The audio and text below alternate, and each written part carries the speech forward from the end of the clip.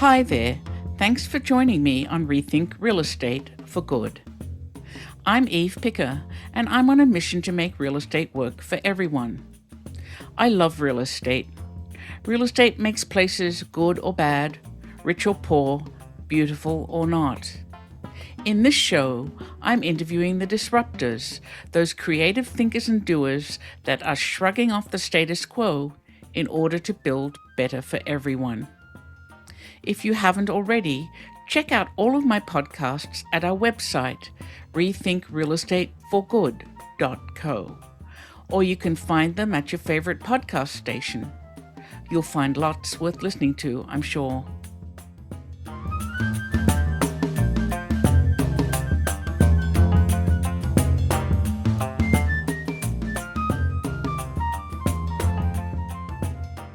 Molly Meyer is democratizing the green roof. Why, you ask? 80% of the buildings that will exist in a few decades from now are already built, and since buildings are one of the biggest contributors to climate change, figuring out how to retrofit them economically and easily is a must-do. Green roofs are a really big part of that. Molly wants to put a green roof within the reach of anyone who owns a building. She's tackling this through engineering incredibly lightweight soil and systematically training contractors in how to use it. Her company, OmniSystems in Chicago, is growing, evidence of the demand. I was fascinated and hope you will be too. Listen in.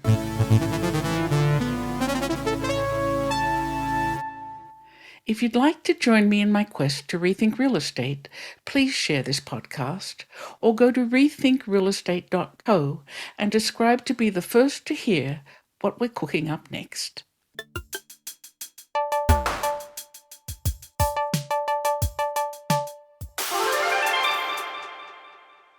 Hi, Molly. It's really nice to have you on my show today. It's so nice to be here. Thank you, Eve.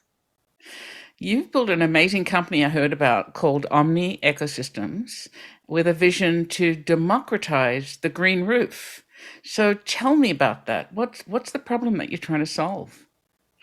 Yeah, green roofs are one aspect of it, but when we're thinking about putting landscapes on structure, weight is a serious concern.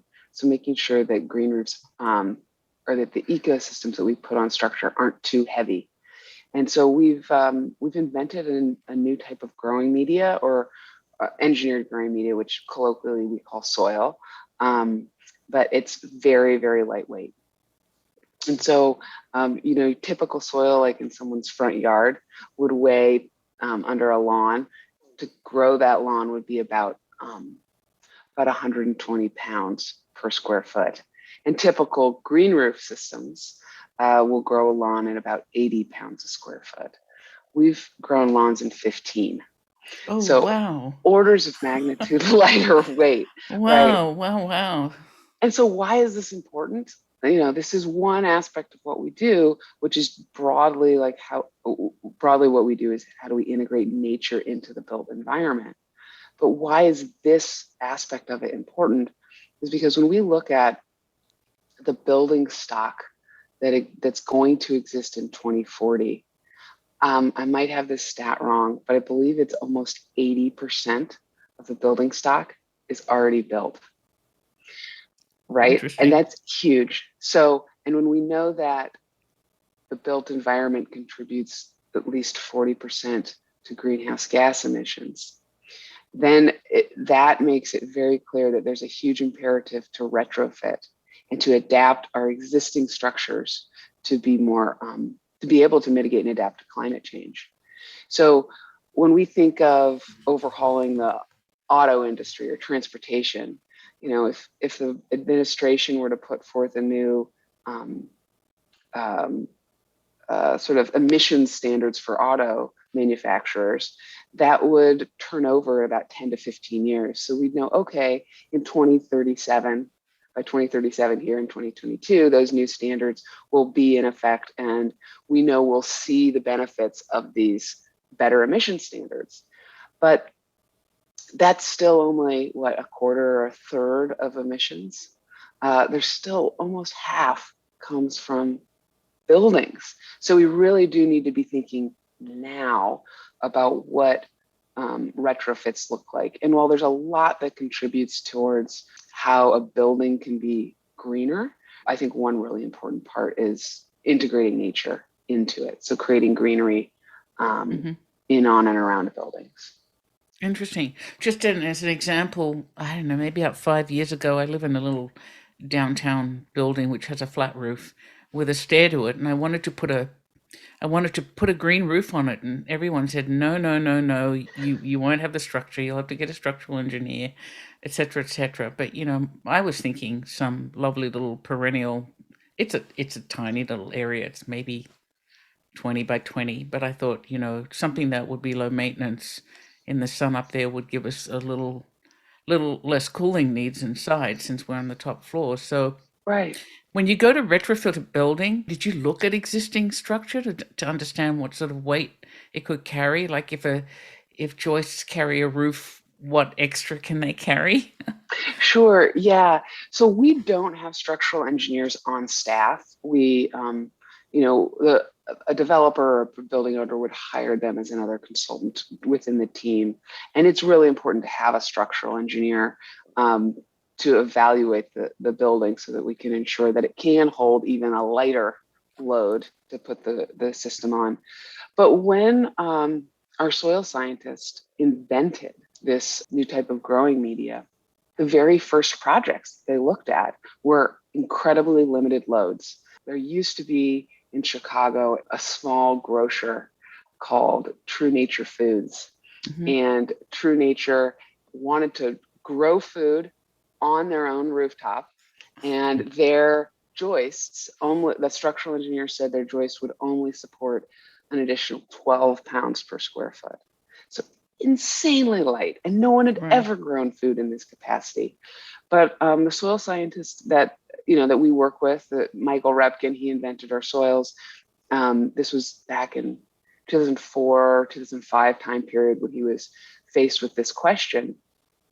He said, that was the first project that they were trying to tackle, and he really developed a process to do this, and it's all based on the concepts of terraforming. Terraforming is, how do you grow soil? So soil grows in nature, right? Rocks break down, biological materials like microbes and earthworms and whatnot grow in, on, and around them, and organic matter builds up over time. So you have a profile of biogeochemical processes happening. It's where geology and biology meet, is what soils really are. And so to grow soils is really to ask, how do we introduce biological organisms to the geosphere in a way that we can make sure plants can thrive? And so Michael, his work prior to OmniSystems was with the US military, asking how would we grow food on Mars? How Oh, would we grow interesting. food? Yeah, in other ways, unable to be grown upon areas. And so if you were to watch the movie The Martian with Mike, it's painful because he just goes, that's not how it works. That's not how it works. That's not how it works. So apologies to Matt Damon, but but the genesis of the soils at OmniSystem differ significantly from how other providers within this industry ask, how do you grow on structure, or how do you grow in lightweight? Because their approach is very much from like an engineering or mechanical mindset. Let's look at the geology and the chemistry of it. So making sure that there's certain rock substrate, and then there's a certain amount of NPK, nitrogen, phosphorus, potassium, and other micronutrients. Whereas our approach is, we can grow on any geologic substrate because we can add the appropriate biology in order to turn that rock into soil. And so what we've done is we've just used a very, very lightweight rock, and we grow within it. We turn it into Oh, soil interesting. on a rooftop. And so our processes really mimic the ideas of ecological succession. So when a forest fire goes through an area and decimates a forest, over the course of the next 5 decades, you will see a forest regrow there. And there's these so ecological steps that occur in growing back a forest. We take those biological processes and we accelerate them.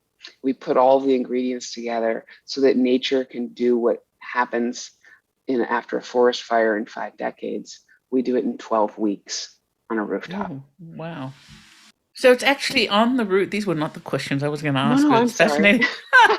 No, I like it. So it's actually a process that you implement on the rooftop. It is, yeah. Oh, So we how really grow interesting. soil from bare rocks. So on day one, the rooftop looks the worst that it will.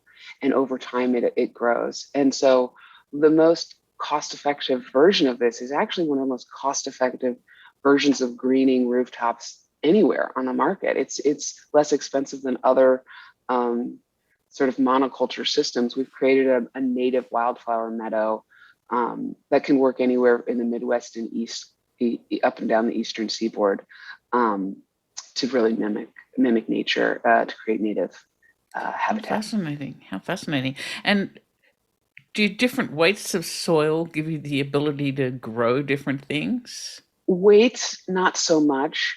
Depth, yes. So the Okay. deeper we would go with a soil profile, different plants can survive.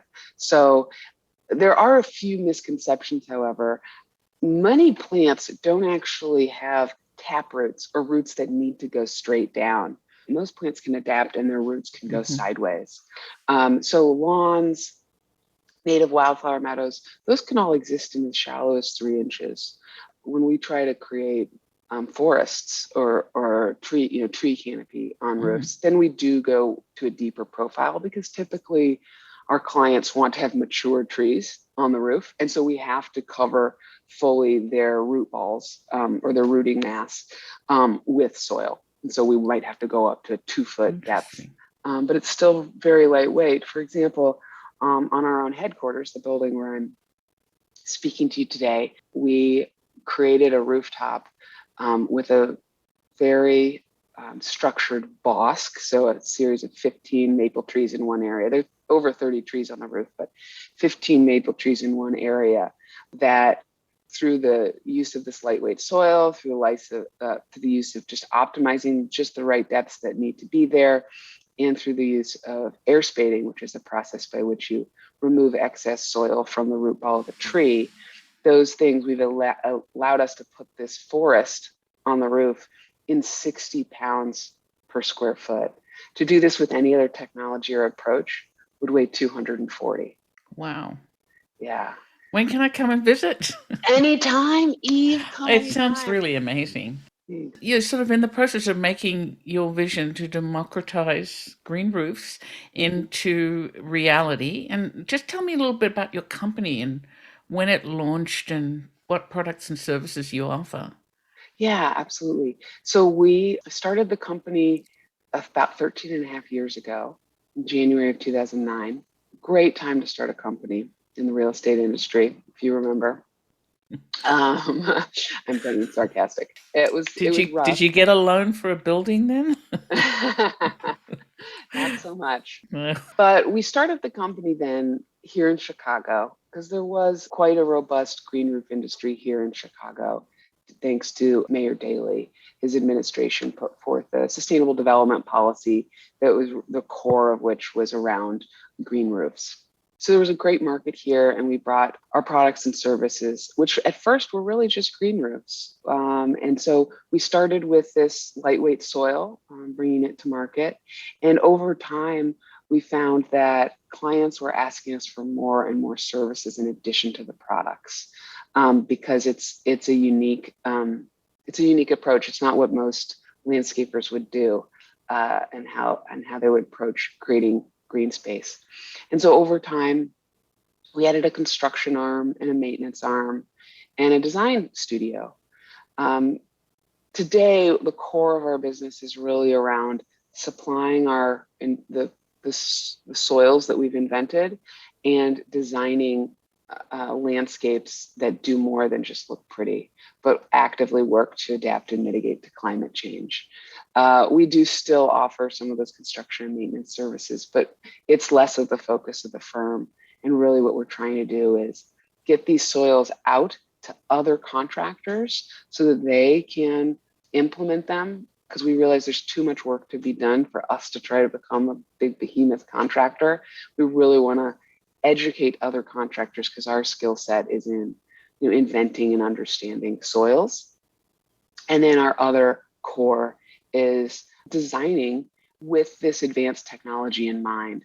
So through our design studio, we've really been able to push the industry forward in thinking about what can be done on structure and within landscape. So the rooftop that I mentioned before in the building I'm in, where we have, a quarter of the weight of a typical approach, that's the first time that's ever been done. And it's in the staid and risk-averse real estate architecture and construction industries, it's unique to push forward that much through a client. So our own design practice can push those boundaries and then lead the way for other designers to implement or to apply those to other projects. But another example of sort of work that we do now is not just on structure, but on grade. So one of the soils that we've created actually has an enormous amount of pore space. So typical soils have about 25% pore space, which means like air space or where air or water could be held within the geologic substrate. And our stormwater soil has 78 to 91% pore space. Interesting. Over 3 times the amount of space for water to be held. And this is really important because becomes then a stormwater management tool using innovative soils. Projects where we are applying this are particularly on urban infill sites where there's environmental contamination. So when you have environmental contamination and you're doing new construction, you often need to dig out that contaminated soil, haul it off somewhere, make it somebody else's problem to dispose of, but hauling that off in order to create space for cisterns or underground vaults to manage your stormwater. So what we've been able to do is say we can cap the existing site, which is a typical approach to environmental remediation, to put a engineered barrier on a site and leave the contamination in situ. And then on top of that, we're able to put this super spongy soil. And it basically behaves like a green roof on ground. But Interesting. in doing this, the contamination remains in place to minimize the amount of negative impact that might occur due to that contamination moving. We're able to bring in this clean soil that manages the stormwater without digging down. And we're able to often exceed the stormwater requirements of a site. So doing all of this in a couple sites that we've studied and are implementing this on, we have found up to a 35% cost savings when you compare the gray infrastructure approach to the green infrastructure, meaning if you were to look at the environmental, the civil, and the landscape budgets together of the typical gray infrastructure solution, meaning with cisterns and hauling off contaminated soil, it would be 35% more expensive than just capping the site and putting a super spongy soil on. And the other benefit is that for that less money, we're getting a more robust landscape. Yeah, that sounds amazing. So bigger trees. Yeah. Yeah. So do you find that it's useful where you have really poor soil like solid clay, or it's really, I suppose you could treat that as contamination too, right? Yes, you could. Absolutely. Because Yeah. there's no water runoff. It's just like a brick wall. Right. Just thinking here, Yeah. we've lost a lot of retail, and there's lots of strip malls with tons of parking that are standing empty, and I wonder all the time what they're going to become. Can you just cover over asphalt or concrete? We can. Have Yeah. you done that yet? We have actually a version of that. So Turn the local mall into a park with yeah. tiny little retail outlets around the edge. I think I might go buy one. We absolutely can. That's Yeah, really interesting. yeah. And Yeah. we have, yeah, we've put the soil on just straight on asphalt and concrete caps and very shallow, and we can grow plants out of it. Because, that does a couple of things. That first of all, it changes the nature of the space. And secondly, the demolition costs and hauling that material and putting it in landfill is just an awful thing to do. Right. So really, really interesting. Yeah, the carbon footprint, I think, can, particularly as developers start to consider and quantify better the carbon expenditure that they have with each of the decisions they make, it may become very cost effective because of the ability to offset all those hauling, the Interesting. carbon of all that hauling. Yeah. So where are you offering your products and services now? Just Chicago, or have you gone national, or? We're national. We do this work coast to coast. We have projects now in Phoenix and California, um, Minneapolis, Atlanta, DC, New York, Connecticut. Not outside the country?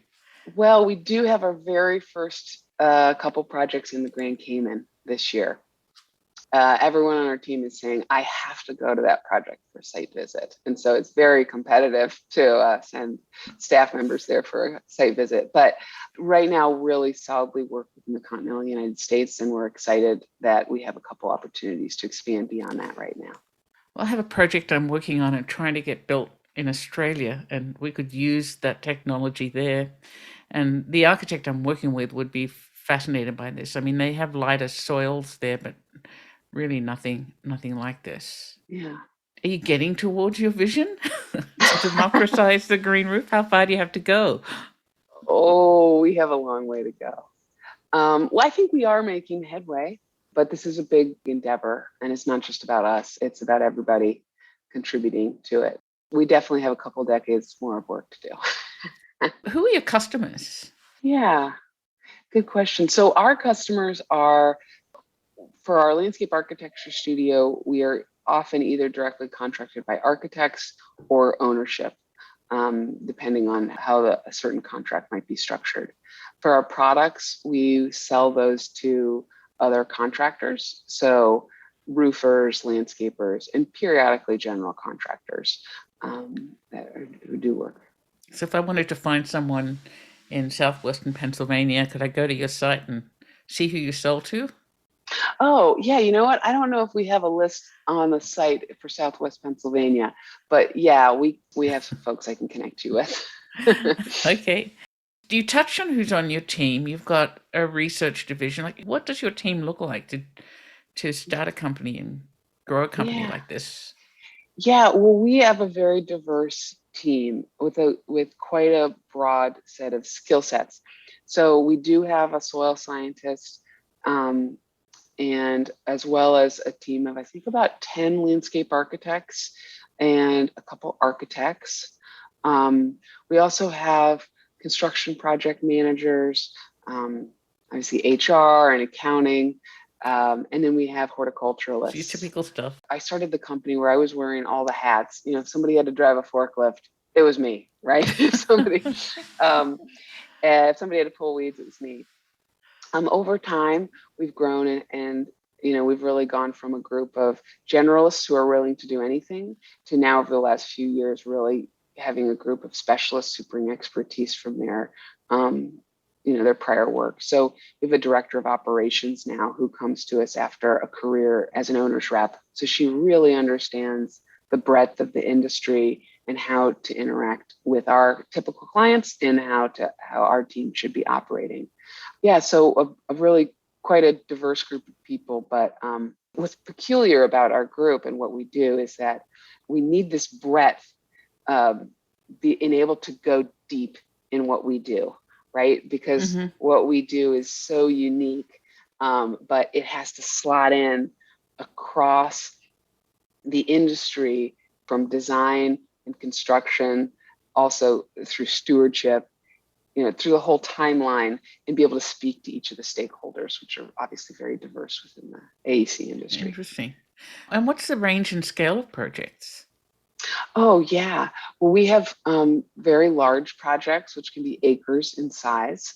like the Morton Salt project, where we're applying our soils on grade to manage contamination and stormwater on that site. It's a 4-acre site, and other projects are even larger. And then we have a contest among our sales team for the smallest project. And I think right now it's about 26 square feet. But if you have anything smaller than that, they will be 26 fighting square. tooth That's and a nail little to sell it room. to you. Yeah, Yeah. exactly. No. So a little tiny little courtyard, like a little urban courtyard somewhere. Tiny, weeny little one. Yeah, that might have even been a set of planters. But yeah, but I think more or less, our average project tends to be, I don't know, between a half acre and an acre of size. I mean, we have to So think about the scale. residential, commercial. Do you have residential customers who come to you? We do have residential customers that come to us. Our typical clients, however, are commercial and institutional. So over the past, 10 years, much of our work has been commercial developers who are looking to green amenity deck space for their tenants. And we're finding quite an increase in that after the pandemic, as people are thinking about how do we lure our folks back to the office. And green space is really critical, and adapting existing structures is very critical. And that's obviously a sweet spot for us. Through the pandemic, many of our projects continued that were commercial, but we have seen quite an uptick in institutional work, healthcare and higher ed. Those portfolios for us are really increasing significantly. And then we do residential. Yeah, we do it and we enjoy it. But really, I think we're a commercial outfit. So we tend to work with commercial clients. Interesting. Just to wrap this part of the conversation up, just tell me about one of your favorite projects that you worked on that was really very impactful. Sure. Well, we were lucky to build and supply and continue to maintain the green roof on Studio Gang Architects headquarters here in Chicago. Oh, And that was a really fun project for many reasons. Obviously, to get to work with Studio Gang is an honor, but also because of what we actually did on that project. So they were looking at an existing building. I'm not remembering the vintage, but it was probably before the 1930s. And so there was a limitation on the structural load. And I want to say it was around 22 pounds a square foot that we were limited to. Studio Gang wanted to put a wildflower meadow on the roof, a native meadow, as well as some trees. So we worked with the structural engineer to identify the columns over which we could place trees. mm-hmm. And then the remaining area, we sort of sloped the topography of the soil to manage the weight, keep it low, and then seeded the roof with a native wildflower meadow. And this was really, really fun to do and to think about the species that were up there. But one of the challenges that came up is that the project was delayed, and what should have been seeded in the spring was seeded in the fall, and late enough in the year that we weren't sure if the plants could establish and protect the soil from wind scour through the winter. So we spoke with Studio Gang and said, hey, look, we can seed with the meadow, with the native species, and they can cold stratify and help establish in the spring. But through the winter, we're not entirely sure. So what we'd like to suggest is seeding the roof with a cold, hardy annual, so it could establish in the fall, cover the roof through the winter, and then we can mow it back in the spring, or it could die back because it's an annual, and then the perennial plants could Oh, establish up and yeah, through that it. makes sense. Yeah. So Yeah, it's like a blanket. right, a Yeah. cozy blanket. So Yeah. we ended up seeding with winter wheat. And winter wheat, we thought, I think at the time, this was the first time we did this, we were like, let's just throw a lot of wheat on this roof because we got to make sure, it stays in place.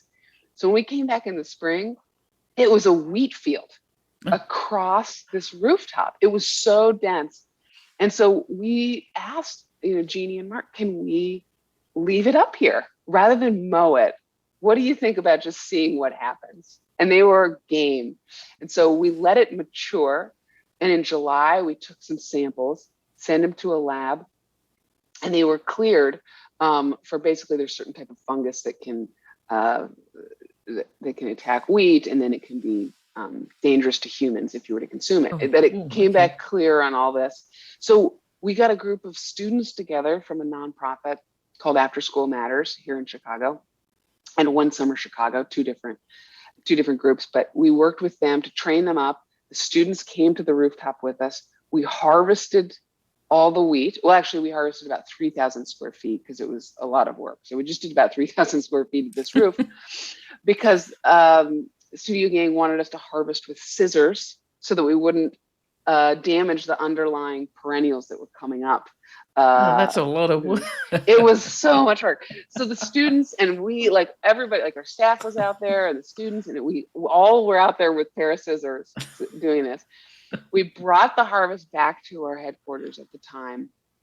Another group of students helped us winnow, separating the chaff from the grain. And they came up with all different ways to do this. They took boards and beat the boards together to break up the seed heads. They took a bucket and filled it up and put a chain in there on a drill and beat apart the grain. And then they took fans and blew the chaff away from the grain. So like all this stuff. And over the course of 3 weeks, they processed all of this wheat. And we had 66 pounds of grain. And a local artisanal miller milled it into a high-grade pastry flour. And we had over 60 pounds of flour, which then a local baker worked with the students to bake it into cookies that they sold to raise money for After School Matters in One Summer Chicago. That's really a lovely story. It's a lot of work. Awesome. It was so much work. It was so much work. But it did really pay off because a few things came of that. One is the students were hilarious and incredible and so much fun to work with. And one of the students was like an aspiring stand-up comedian, and he put a whole bit together about like how insane it is where cookies and bread come from, which was awesome. And then at the time, the mayor of Chicago was Rahm Emanuel, and he came to our headquarters to celebrate their graduation from this nonprofit, this student summer program that they were in. And there were 30,000 kids across Chicago that were in this program, and about 30 of them were with us. And he came to their graduation, and he was supposed to be at our office for like 30 minutes. He spent almost 2 hours just hanging out with the kids. It was so cool. And they gave him a pound of flour. And then, Studio Gang's rooftop ended up winning an award for this project. And today it's a native wildflower meadow. So after that first season, the story of They didn't keep the wheat because wheat is beautiful. It is. It really is. But, they wanted the native wildflower meadow. And so Yes. they let it go back to that. And every year now they do a BioBlitz where they bring out a group of biologists and study like what are the species they're seeing and what's happening on the roof. So it's interesting to see that this is a space, a very urban space. It's right at the intersections of Ashland, Milwaukee, and Chicago. It's a very dense intersection. But 3 floors up, all this ecology has happened over the past 5 or 6 years. It's pretty impactful. It's pretty fabulous. And then we also learned something very cool, which I love the data behind what we find out in each project. So here's a project where it's about 5,000 square feet.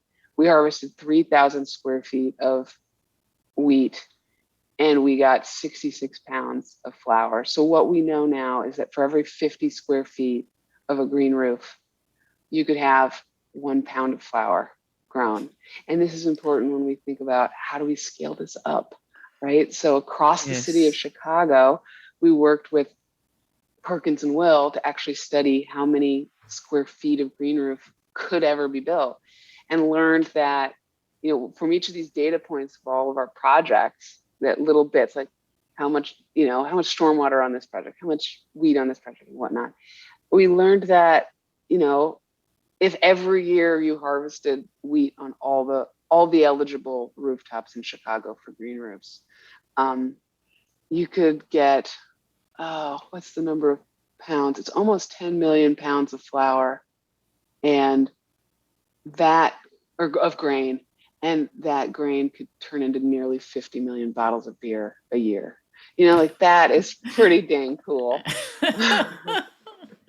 Well, so I have two more questions for you. Clearly, you're really passionate about this. How did you come to it? What's your background? Oh yeah, I know enough to get myself really in trouble. So I studied Earth systems for my undergraduate degree and my graduate degree. So I got an undergrad and a master's um, from Stanford in Earth systems, and my focus there was within geology. And narrowly within geology, I took a lot of soils and biogeochemistry classes. But I really Interesting. just knew enough to get myself in trouble. You know, I'm not a soil scientist. After my master's degree, I ended up going to work for a general contractor as a carpenter for a couple years just to, you know, do something different and be up. I wanted to be up in Seattle where I could ski and climb every weekend. And after a few years of that, um, kind of wanted to go back into working in the environment, but thought about, you know, I was so interested in construction and how the built environment was operates. Um, but I really love soils, and you know, a couple conversations, some friends said, "What about green roofs?" So I got a fellowship to work in Germany and learned how they build green roofs over there. It's the country of green. Right? I Yeah. mean, they separate out all their recycling. You can't put glass bottles in except for certain hours because it might disturb the neighbors. I mean, they are so organized. Yeah. Yeah. Very, They very, are. very precise. Yeah. Yeah. And so I went over there and I was there for about a year and a half, learning, you know, learning about the German green roof industry, which at the time really was far ahead of the United States. Hmm. Um, and so I learned a lot there about green roof best practices, came back to the United States, and just very fortuitously met Michael Repkin within that first few months of coming back or being in Chicago. And it's his soil science background and me to know enough that he was speaking the truth, but not enough to, you know, be able to do it myself. We teamed up and really created OmniSystems from that. How fabulous. Yeah, and over the past, you know, 13 years, our in some ways we've leapfrogged what Germany did. You know, German green roofs remain very much about sedum, which is a monoculture and non-native Hmm. to most of Europe and North America. And our work is how can we go lightweight? How can we manage more stormwater? How can we become more biodiverse? But none of that would be possible without understanding what they developed in Germany and in building upon it. Absolutely fascinating. So, what's next for you? What's next? There's got to be something next brewing. Oh boy, we always have little things brewing, but you know what we're really excited about right now is scaling up the solutions we've created so that others can implement this. We recognize that we are in a very short timeline to mitigate and adapt to climate change. And the soils that we've invented and the design approach that we have has really kind of shown people, hey, there's a path. It's proven. This isn't a pilot study anymore. We have this done and figured out. And so, what we're working actively on right now is scaling and empowering others to use this technology. And that's why I said earlier, like, you know, our construction and maintenance teams are small and mighty, but really what they're about is learning how these our systems are best implemented and managed so that we can train others to do it. So we've now built training programs. Yeah, we have more than 50 contractors around the United States, either fully trained and implementing our systems or in the process of getting trained up. And that to us is really exciting because, you know, our hands can only do so much, but getting this technology to others. That is exciting because I would want to know who they are. I mean, I hope you have a database. We do. And to your point earlier, it's not on our website yet, um, but that's part of the, you know, part of our plan over the course of the next year is to build that up and want to make sure it's just easy for people to Right. deploy this technology and use it. Well, this has been absolutely delightful. I'm in awe. How interesting.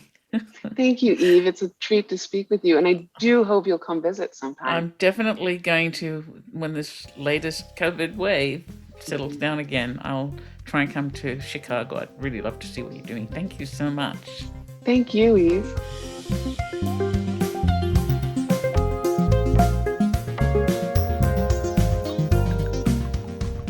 That was Molly Meyer, founder of OmniSystems. She's developed a brand new approach to greening roofs, an engineered soil that weighs just 15 pounds per square foot. That's just 12.5% of your garden soil, which averages 120 pounds per square foot. And it's not only meadows that she's growing, but trees in her lightweight soil. I'm blown away.